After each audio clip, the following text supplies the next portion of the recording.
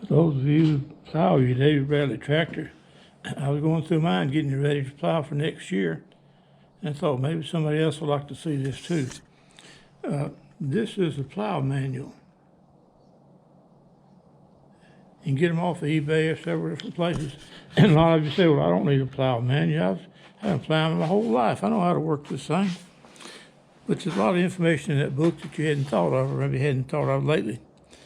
And we start out with setting the suck on the plow. You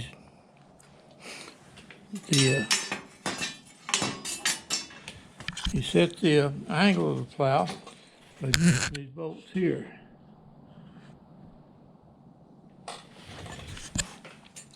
Put the wheel up about 3 inches and adjust your bolts until the plow sits flat on the floor and the land side is level up and down, vertical up and down. If your tractor is pulling to the left or not following behind the tractor like it should, you might need to adjust these bolts on your yoke here. This is a 51 tractor, and the yoke bolts are about 1.75 inches. This is off of a newer tractor, and the yoke bolts are about 3 inches. So the newer tractor is allowed for more adjustments than the old ones did. Let me get it off the block here just a minute.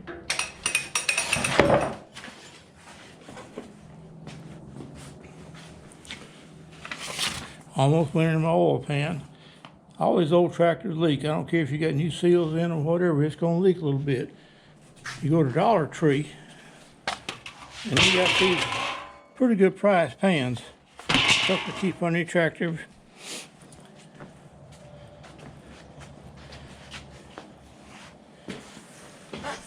Okay, to set the suck on the plow, you adjust the back. Piece of angle iron right back here. There's a slide in the back bolts that allows it to move up and down.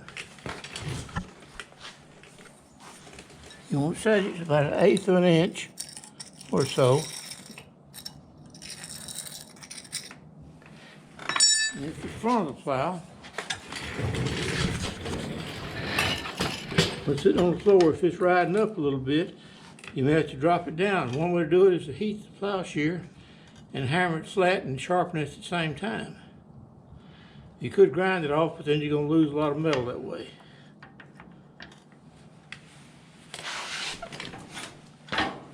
This is an almost new plow I picked up.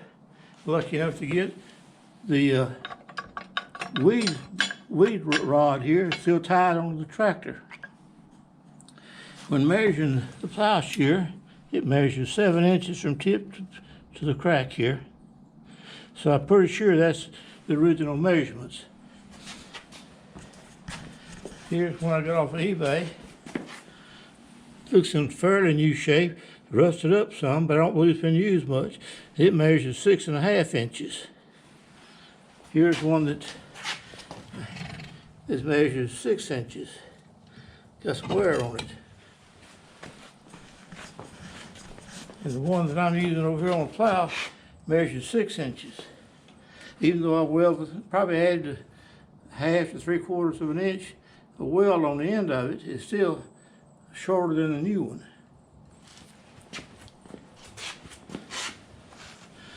And the coulter on there, well, you don't need it for a garden if the ground is good and soft and been used pretty regular.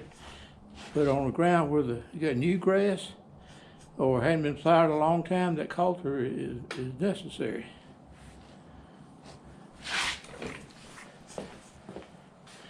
The plow book says as you get through these plows, polish them off with crocus cloth, whatever that is, and oil it. Here's some stuff I found at a store here called Mike's.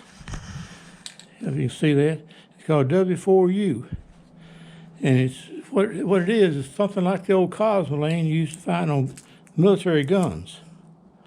You spray it on real thin and it dries to a waxy surface.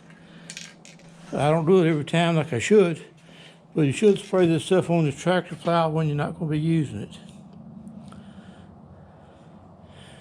Okay, I'm gonna cut it off now.